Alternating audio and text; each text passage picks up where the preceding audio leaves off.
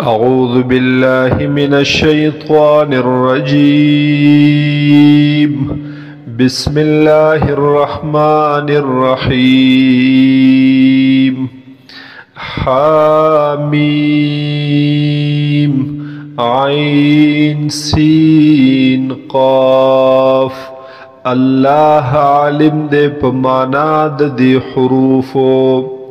كذلك يوحي إليك هم دغرنگي وحي كويتاتا وإلى الذين من قبلك او هاغ چاتا چوستا نمخكي الله العزيز الحكيم. الله تعالى چه غالب او حكمت والا ذات. له ما في السماوات وما في الأرض. دید دغی اللہ دبارا هاغ سجب اسمانونو کی دی او هاغ چپ زمگ کی دی. وهو العلی العظیم. او دے دغ اللہ دیر اوچت او لوی ذات.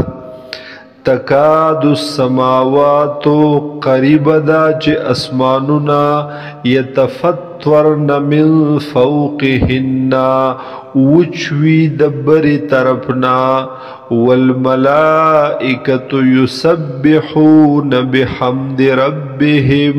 او پرشتے تسبیح وائی سرد حمد درب خپلنا.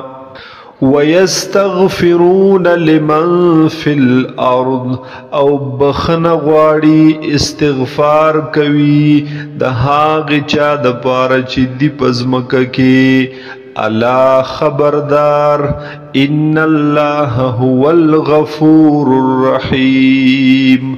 بیشک الله تعالی دے بخون کے مہربانا. والذین اتخذوا او هاغ کسان چی نیولی دی من دونه بغیر دغی اللہ نا اولیاء نور دوستانو لرا.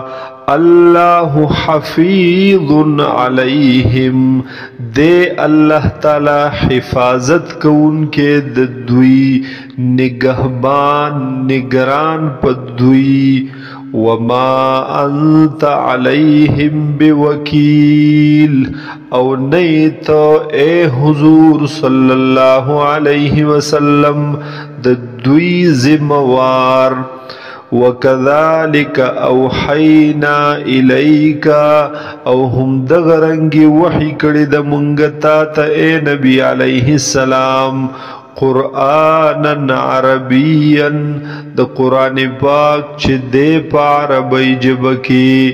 لتنذر ام القرى. د دے د پارا چه تویر اہل مکہ. ومن حولها او هاغ سوک چی دیگیر چا پیر د دینا. وتنذر یوم الجمع. او تویروی داغی ورزی د جمع کولونا.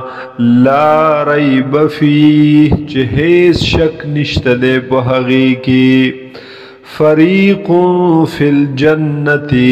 وی بیا وڈلپ جنت کی. وفریق فی السعیر. او وی بیا وڈلپ حغی بلکڑلے شوی اور کی پاغی لمبو والور کی. ولو شاء اللہ کچرت خوخشوید اللہ تعالی لجعلکم امتا واحدتا. نخام خوابی گرزولی ویتاسو یو امت. ولكن يدخل من يشاء في رحمته. لیکن داخلوی دغ اللہ چال رچ اغاڑی پر رحمت خپل کے. والظالمون ما لهم من ولی ولا نصير. او ظالمان چی دی نبوی دوی دپار سوک دوست او نسوک مددگار. ام اتخذوا من دونه اولیاء. آیا نیولی دی دوی بغیر د الله نه نور دوستانو لرا فالله هو الولی پس اللہ تعالی دے حق دوست مددگار وهو یحیی الموتا او دغ اللہ بجوندی کوي مړو لرا وهو على كل شيء قدير او دے دغ اللہ په هر سیز باندې قدرت لرونکے